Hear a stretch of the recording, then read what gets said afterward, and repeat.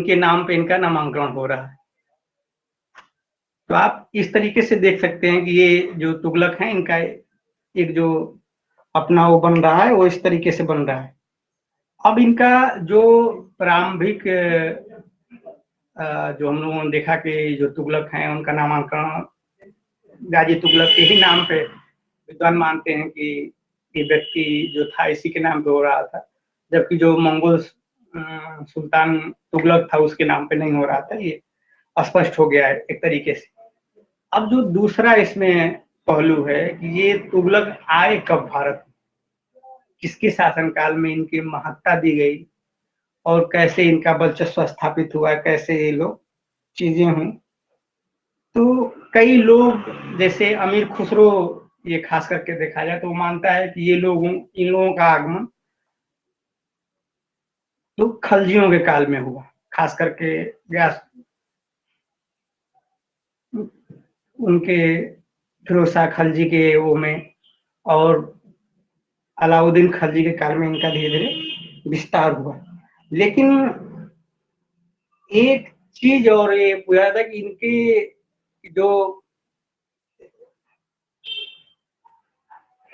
जो जन्म है वो भारत है कि बाहर। तो अधिकांश लोग ये कहते हैं कि जो इनके पूर्वज लोग आए रहे होंगे, लेकिन इनका जो यहाँ से जहां से इनका वंश का क्रम शुरू हो रहा है, ये सभी लोगों का जन्म यहीं पे भारत में ही हुआ था। इसमें जो इनकी जो श्रेणियां आ रही हैं, जो लोग शासन में स्थापित हुए, ये कोई भी यहाँ से बाहर नहीं वो हुआ था। तो इस तरीके से ये, और ये कहा जाता है कि ये लोग उलूग खां के नेतृत्व में काफी समय से शासन में रहे,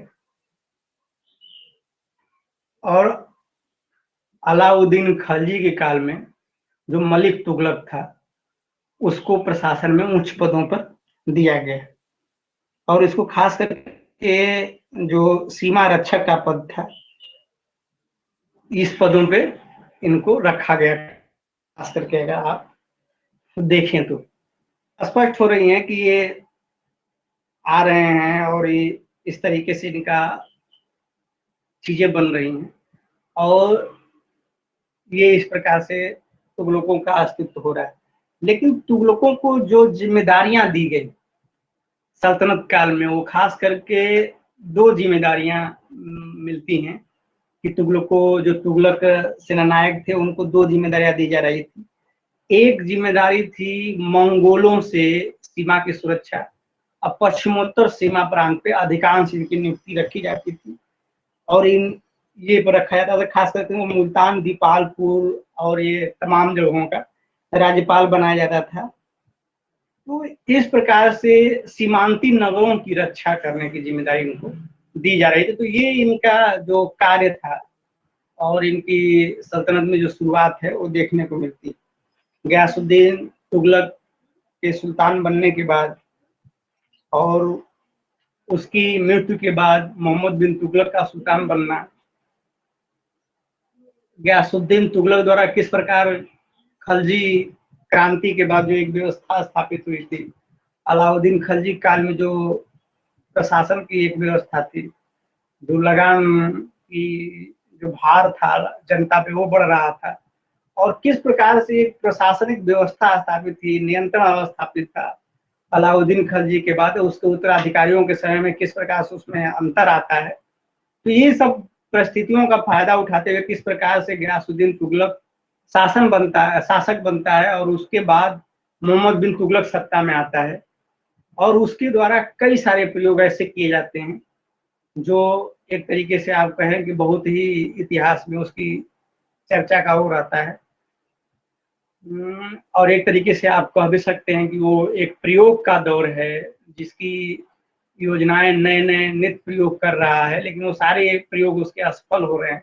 लेकिन असफल होते हुए भी वर्तमान परिप्रेक्ष्य में अगर उन योजनाओं के, उन प्रयोगों का अगर अध्ययन किया जाए और कहा जाए, तो ये स्पष्ट रूप से सामने आ जाता है कि उसकी योजनाएं, उसकी नीतियां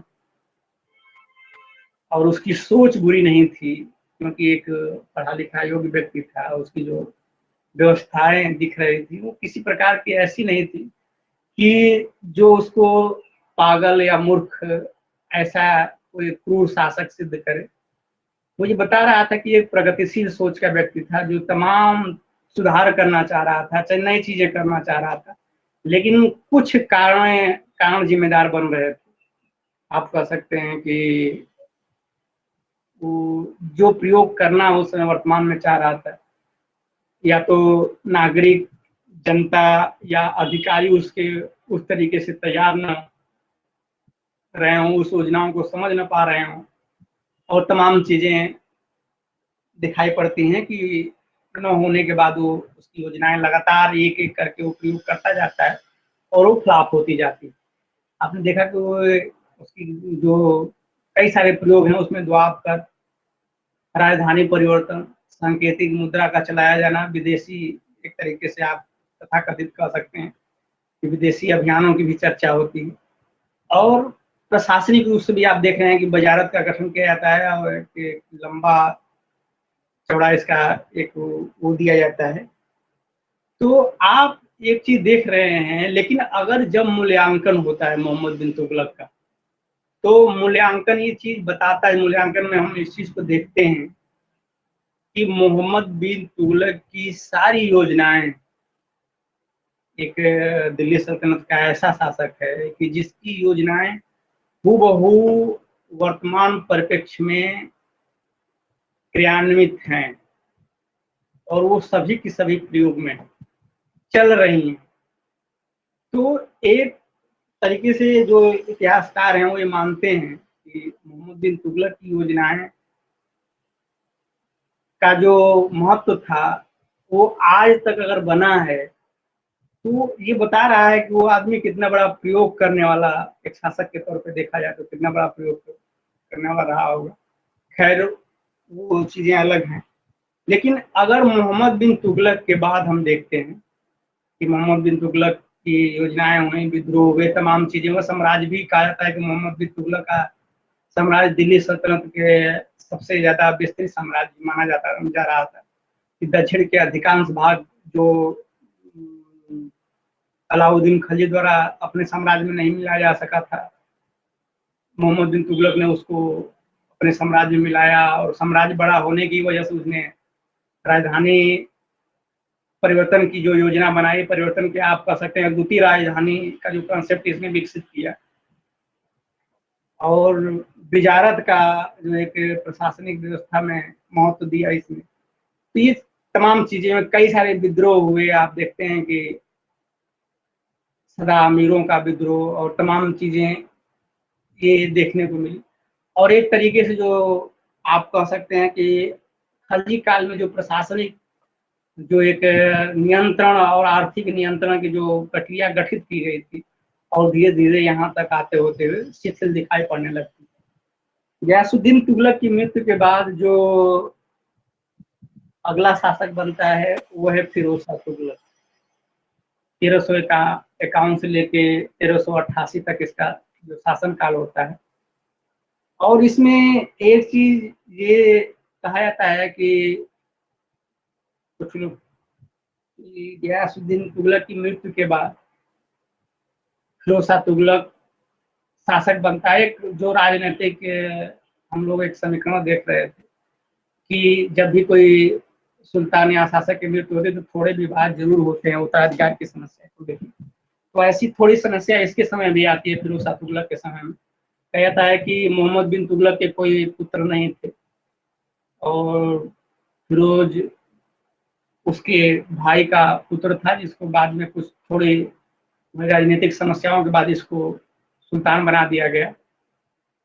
फिरोज शाह तुगलक के बारे में बहुत सारी, जिस प्रकार से हमने मोहम्मद बिन तुगलक के बारे में देखा कि बहुत सारी चीजों का इतिहास में वो है, उसी प्रकार फिरोज शाह तुगलक के बारे में ही बहुत सारी चीजें कही जाती। फिरोज शाह तुगलक को कुछ लोग ये भी कहते हैं कि ये दिल्ली सल्तनत काल का अकबर था, ये इसके कार्य जन कल्याण हित कार्य किए गए थे,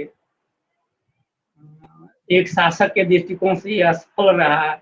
इसकी जो प्रशासनिक गतिविधियां थी ये खुद नहीं संचालित किया। इसकी जितनी भी प्रशासन क्रियाकलाप हो रहे थे वो उसके योग्य अधिकारियों की वजह से ही संचालित हो रहे थे। यानी लोगों को जो इतिहासकार इस पक्ष पे बल देते हैं वो ये कहते हैं कि ये अगर गयास फिरोज शाह तुगलक के अगर उपलब्धियों का कुछ इतिहास है तो वो उसके व्यक्तिगत कार्यों का इतिहास नहीं है, बल्कि उसके योग्य अधिकारियों द्वारा किए गए कार्यों का इतिहास है।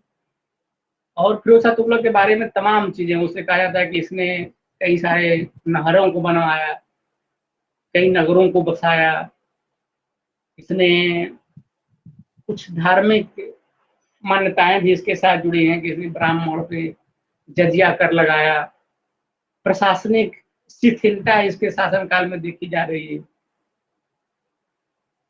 और बहुत सारे परोपकारी कार्य भी इसके द्वारा किया जा रहा है।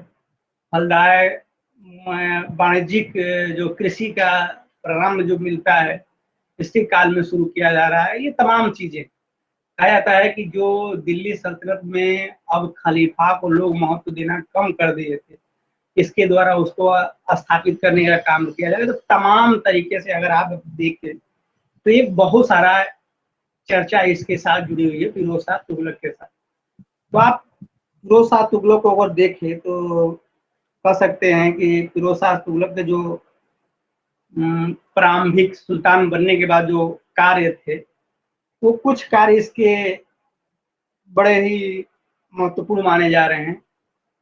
सुल्तान बनने के बाद इसने जो कार्य करना शुरू किया उसमें कुछ कार्यों की लिस्ट है जिसको आप एक एक करके देख सकते हैं। जो प्रथम इसका कार्य था, जो बड़ी उसकी सराहना की गई लोगों के द्वारा, और इसके जो वो था वो ये था कि ऋण पंजिकाओं का जो प्रचलन शुरू किया गया था मोहम्मद बिन तुगलक के समय में, जो सोनधार कृषि कर दिया जा रहा था, उसमें जितने लोगों के नाम पे ऋण रजिस्टर्ड थे और वो लोग अपनी परिस्थितियों के चलते, अपनी समस्याओं के चलते नहीं दे पा रहे थे, सुल्तान बनने के बाद जब इसके सामने इस रजिस्टर को लाया गया तो इसमें देखा कि एक लंबी लिस्ट है साम्राज्य के लोगों का जिनके नाम ये कर रजिस्टर हैं और वो इसको दे नहीं पा रहे हैं। तो इसने एक जो इनके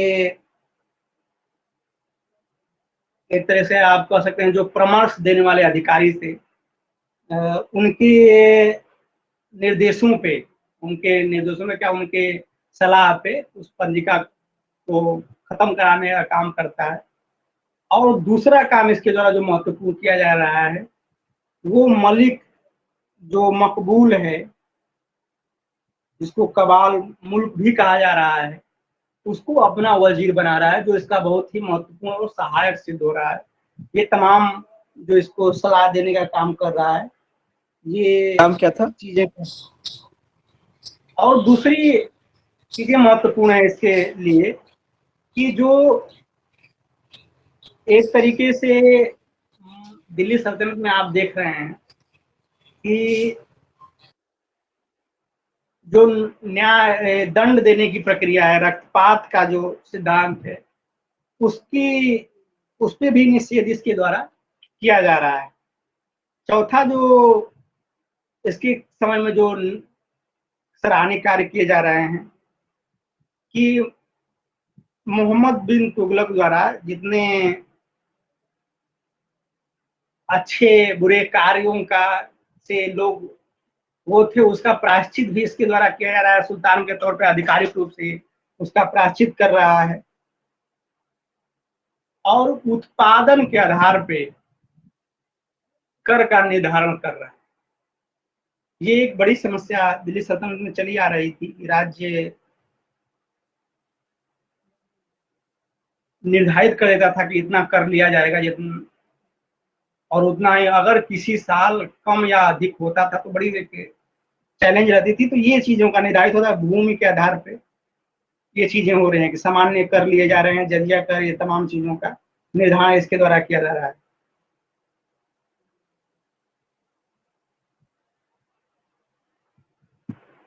भूमि का जो लेखा जोखा का कार्यक्रम है, जो भूमि कर है, उसका भी निर्धारण से कार्य में हो रहा है। और एक कार्य इसके समय में हो रहा है, वंशानुगत पदों का वंशानुगत कर दिया जाना, कि जो पद हैं उसको, जैसे सैनिक पद खास करके, उनको अनुवांशिक कर दे रहा है, और शुक्रवार के दिन खुतबा पढ़ने का कार्यक्रम शुरू कर रहा है। तो ये कुछ ऐसे कार्य हैं जो फिरोज शाह तुगलक द्वारा किए जा रहे हैं। इसके अतिरिक्त ये तो कुछ इसके जो प्रशासन से जुड़े हुए कार्य थे, जो प्रारंभिक दौर में किए जा रहे हैं, लेकिन कुछ कार्य ऐसे हैं जो नागरिकों के हित में या नागरिक कल्याणकारी कार्य किए जा रहे हैं। जैसे उसके प्रारंभिक कार्य हैं, जैसे मरम्मत का कार्य, आरंभिक जो चीजें हैं, वो किसी इमारतों का जीर्णोद्धार करना, जैसे पुराने दिल्ली की जामा मस्जिद हो गई, दिल्ली का मीनार हो गया, शमसी तालाब हो गया, अलाई तालाब हो गया, और इसी तरीके से इल्तुतमिश का मदरसा हो गया, जहां पना तमाम इमारतों का जो देख रेख के लिए, जीर्णोद्धार करने के लिए इसके द्वारा कार्य किए जा रहा है।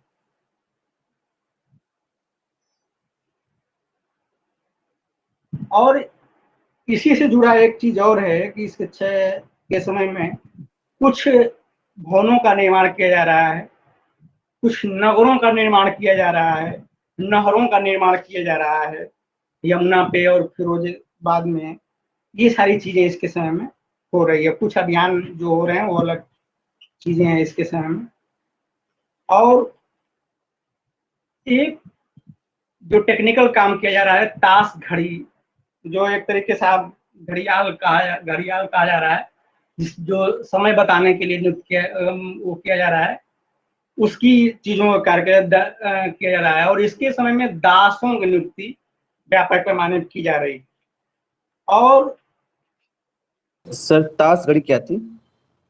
ताश घड़ी जल घड़ी जिसको कहा जाता है। अशोक जो लाटे हैं, जो प्राचीन लाटों हैं, उसको लाने, ऐतिहासिक लाटों को लाना, कारखानों, फलों और मुसलमान व्यक्तियों के लिए कुछ जन कल्याणकारी योजनाओं को चालू करना, जैसे गरीब लड़कियों के शादी कराना, दवाओं औषधालयों का निर्माण करना, सरायों का बनाना, तमाम चीजें इसके द्वारा की जा रही हैं। और वेतन का निर्धारण कर दिया जा रहा है, जो मूल्य और वेतन है इसका निर्धारण कर दिया जा रहा है। तो आप एक तरीके से फिरोज शाह तुगलक के अगर ये इतनी चीजों के बारे में आप देखेंगे, तो एक चीज स्पष्ट हो जा रही है कि फिरोज शाह तुगलक जब सुल्तान बन रहा है, तो उसके जो कार्य हैं, उसके कार्य एक तरीके से आप देख रहे हैं कि विजय जो इसके अभियान किए जा रहे हैं, इसके बहुत सारे अभियानों की ज्यादा महत्ता नहीं है, ज्यादा इसके अभियान सफल नहीं हो रहे हैं, लेकिन जो इसके द्वारा अन्य काम जो किए जा रहे हैं वो बड़े ही महत्वपूर्ण साबित हो रहे हैं, खास करके राजस्व से संबंधित, सिंचाई व्यवस्था से संबंधित, और जो इसके परोपकारी कार्य हैं, न्याय शिक्षा से संबंधित काम किए जा रहे हैं, दासों के लिए जो कार्य किए जा रहे हैं, और नागरिकों के उत्थान के लिए, जो नागरिकों के हितों के लिए, जो राज्य की जनता के लिए जो कार्य किए जा रहे हैं, वो बहुत चीजें महत्वपूर्ण रख रही है। फिरोज शाह तुगलक अपने धार्मिक नीतियों की वजह से भी जाना जा रहा है। कहा जा रहा है कि इसने खास करके जजिया कर को लगाया, और जजिया कर अभी तक जिन व्यक्तियों पे नहीं लगाया जा रहा था, उनसे भी जजिया कर इसने वसूलने का काम किया। खास करके ब्राह्मणों पे इसने जजिया कर लगाया। जजिया कर का जब हम इतिहास पढ़ते हैं तो हम देखते हैं कि जजिया कर गैर मुस्लिम लोगों से वसूला तो जाता था, लेकिन एक चीज था कि ये कुछ लोगों को इसे छूट प्रदान की गई थी, जैसे महिलाएं, बच्चे, बूढ़े, बुजुर्ग, बीमार व्यक्ति, बेरोजगार व्यक्ति, और ब्राह्मणों से कभी इस कर को नहीं लिया जाता था और एक लिमिटेशन तय की गई थी कि अगर इतना लिमिट में किसी व्यक्ति की आय है तो ही उससे जजिया कर लिया जाएगा, अन्यथा जजिया कर उससे नहीं लिया जाएगा। तो आप ये देख रहे हैं कि फिरोज शाह तुगलक द्वारा ऐसे कुछ कार्य किए जा रहे हैं जो इस सब चीजों को निर्धारित कर रहे हैं। फलदार वृक्षों को लगाया जा रहा है, वाणिज्यिक फसलों की खेती की जा रही है, कई सारी नहरें बनाई जा रही हैं और उस नहरों के द्वारा पूरे राज्य को सिंचाई व्यवस्था के से जोड़ा जा रहा है और इसके एवज में सिंचाई कर भी लगाया जा रहा है और कई सारे धार्मिक निर्णय भी इसके कार्य में अनुवाद विभाग का भी बनाया जा रहा है, नए नगरों को बसाया जा रहा है और फारसी ग्रंथों, जो संस्कृत के ग्रंथ हैं, उनको फारसी भाषाओं में अनुवाद भी कराने का काम इसके समय हो रहा है। तो और एक चीज आप देखिए कि कई सारे धार्मिक कार्य भी से महिलाओं को मज़ारों पे जाने से प्रतिबंध भी लगाया जा रहा है और सूफी संतों के मज़ारों पे जाने से वो किया जा रहा है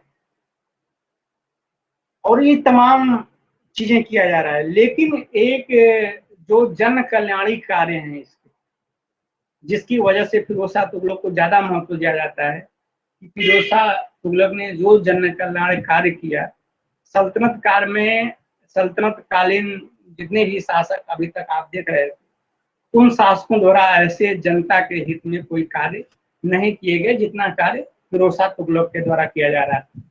जैसे कुछ कार्यों की लिस्ट आपके सामने रखी जा रही है। उसमें जो नागरिकों के लिए चिकित्सा की व्यवस्था थी, मुफ्त दवाइयों का मिलना, बेरोजगारों के लिए रोजगार दफ्तरों में रजिस्ट्रेशन कराना, उसके हिसाब से उनको नौकरियों में नौकरियां देना,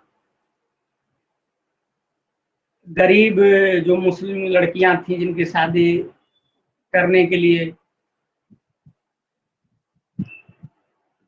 धन राज्य द्वारा राज्य की सहायता देकर के धन उपलब्ध कराना, मद्य मांस देना, जो एक चीजें थी जो धार्मिक व्यक्ति के लोग थे उनको धार्मिक भूमि देना, जांगीर अलाट करना, ये कुछ ऐसे पदों का वंशानुगत कर देना, कुछ ऐसी चीजें थी ये जो इसके लिए कहा जाता है कि एक तरीके से दासों के लिए एक विभाग अलग से बना देना। अब कहा जाता है कि इसके काल में दिल्ली सल्तनत में सबसे ज्यादा दास वो कर रहे थे और कारखाने लगाए जा रहे थे, 36 कारखाने लगाए गए। तो ये कुछ ऐसे कार्य जो किए जा रहे हैं जो आम जनता जिससे डायरेक्ट जुड़ी हुई है और आम जनता को जिससे डायरेक्ट फायदा मिल रहा है। तो फिरोज शाह तुगलक हम लोगों के लिए एक व्यापक दृष्टिकोण है अध्ययन के लिए फिरोज शाह तुगलक के बारे में, जो दो तरीके से इसको हम देख सकते हैं। अभी तक जितनी उसके कार्यों के बारे में हम लोगों ने देखा, तो अगर हमारा जब अध्ययन के दृष्टिकोण से देखें फिरोज शाह तुगलक को, तो फिरोज शाह तुगलक को एक शासक के दृष्टिकोण से और एक जननायक के दृष्टिकोण से, दो दृष्टिकोणों से हम इसको अध्ययन कर सकते हैं। और कि परिप्रेक्ष्य हमारा अध्ययन का एक अलग होना चाहिए, तो इस तरीके से अगर एक शासक के दृष्टिकोण से एक शासक के क्या कार्य होने चाहिए और उसको क्या करना चाहिए, इस दृष्टिकोण से अगर फिरोज शाह तुगलक का अध्ययन करें तो क्या चीजें निकल के आएंगी, और एक जन कल्याणकारी शासक के दृष्टिकोण से देखें तो फिरोज शाह तुगलक के बारे में क्या निकल के आता है। ये दो चीजें। और तीसरी चीज जो फिरोज शाह तुगलक के बारे में हमको अध्ययन करना है, वो इससे पहले के शासकों के कार्यों और फिरोज शाह तुगलक के कार्यों का तुलनात्मक अध्ययन करना है। तो शुरू यहीं से करते हैं कि फिरोज शाह तुगलक के जो कार्य हैं और उसके पहले के शासकों के जो कार्य हैं, उसमें क्या अंतर दिखाई पड़ रहा है। क्या कार्य फिरोज शाह तुगलक किया कि वो लोग नहीं किए, इसकी सराहना की गई, और क्या ऐसे कार्य किए कि जिसके कारण फिरोज शाह तुगलक की तो आलोचनाओं को झेलना पड़ता है और लोग ये भी कहते हैं कि फिरोज शाह तुगलक के कार्यों के वजह से ही तुगलक वंश का पतन शुद्ध होता है और तमाम चीजें जिम्मेदार बनती। तो एक ऐसा व्यक्ति, ऐसा शासक जिसके कार्य और उसकी नीतियां राज्य और जनता के लिए और राज्य के लिए, दोनों के लिए एक तरीके से क्या फायदा दे रही है, क्या नुकसान दे रही है, इस परिप्रेक्ष्य को लेकर भी अध्ययन करना और ये भी देखना है कि इसके जो कार्य थे दिल्ली सल्तनत और इसके वंश के लिए कितने सहायक कार्य सिद्ध हो रहे हैं। अभी तक हम लोगों ने फिरोज शाह तुगलक, उससे पहले के इतिहास को देखें तो अलाउद्दीन खलजी, उससे पहले देखें बलबन और इल्तुतमिश। तो इल्तुतमिश से अगर शुरू करें और मोहम्मद बिन तुगलक के कार्य तक आए तो आप देखेंगे कि जिन शासकों द्वारा जो कार्य किए गए वो राज्य के प्रगति के लिए अधिकांशतः कार्य, इनके कार्य राज्य के प्रगति के लिए फलदायी सिद्ध हो रहे हैं और कहीं ना कहीं एक आधार तैयार कर रहे हैं। और इनके जो राज्य की आय है और इनकी जो राज्य का खर्च है, दोनों का अगर एक रेशियो निकाला जाए तो कुछ ऐसी चीजें, माने एक तरीके से आप कह सकते हैं कि खर्च और आय में अंतर दिख रहा है। आय ज्यादा हो रही है, खर्च उसके हिसाब से कम किया जा रहा है। तो राज्य क्या हो रहा है, सुदृढ़ होता दिखाई पड़ रहा है। और ये फिरोज शाह तुगलक से पहले शासक राज्य के नीतियों के साथ, ऐसी नीतियों के साथ कोई समझौता करता नहीं दिखाई पड़ रहा है जो राज्य को कमजोर करे।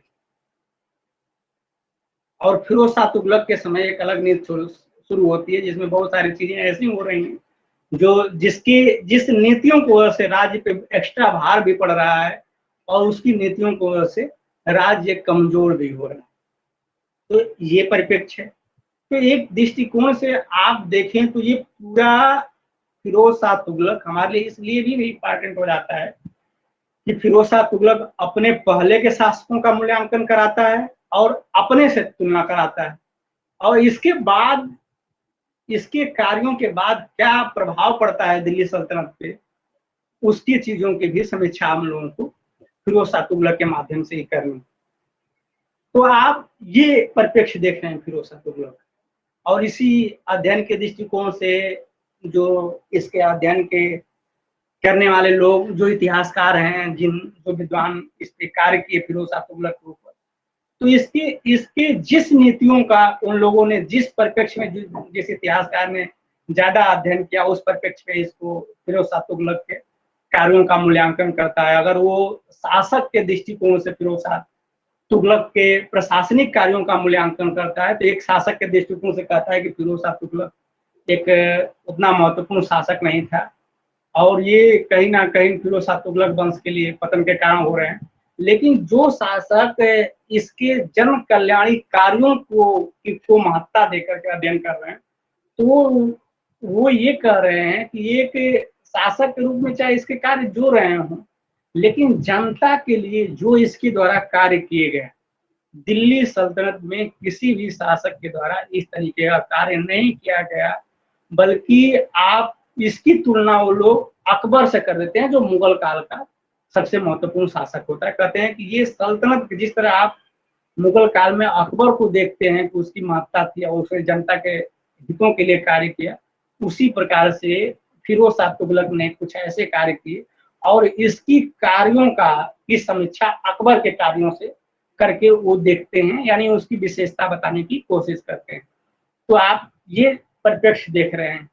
तो दो परिप्रेक्ष्य हमारे सामने बन रहे हैं और इन दोनों परिप्रेक्ष्य को लेके अगर हम अध्ययन करें और फिर हम लास्ट में इसका मूल्यांकन करेंगे कि ये दोनों परिप्रेक्ष्य कितना महत्वपूर्ण सिद्ध हुए और फिरोज शाह तुगलक के लिए और उसके वंश के लिए और दिल्ली सल्तनत के लिए कितने महत्वपूर्ण सिद्ध रहे, कौन पक्ष ज्यादा महत्वपूर्ण था फिरोज शाह तुगलक के लिए, क्या क्या चीजें किया गया, ये सारी चीजें धार्मिक दृष्टिकोण से भी हम देखेंगे कि जिस प्रकार से हमने देखा कि दिल्ली सल्तनत में जो बहुसंख्यक जनता थी वो गैर मुस्लिम थी।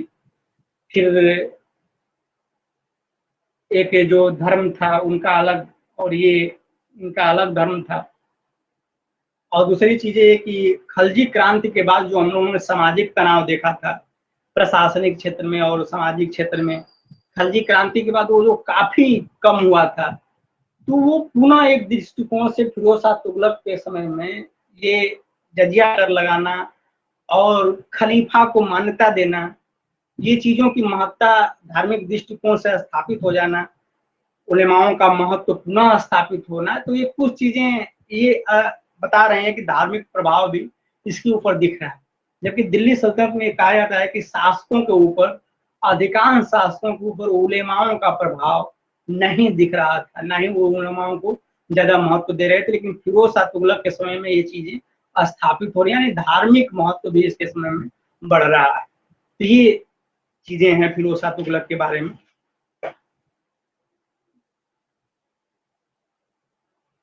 ये वो रहेगा।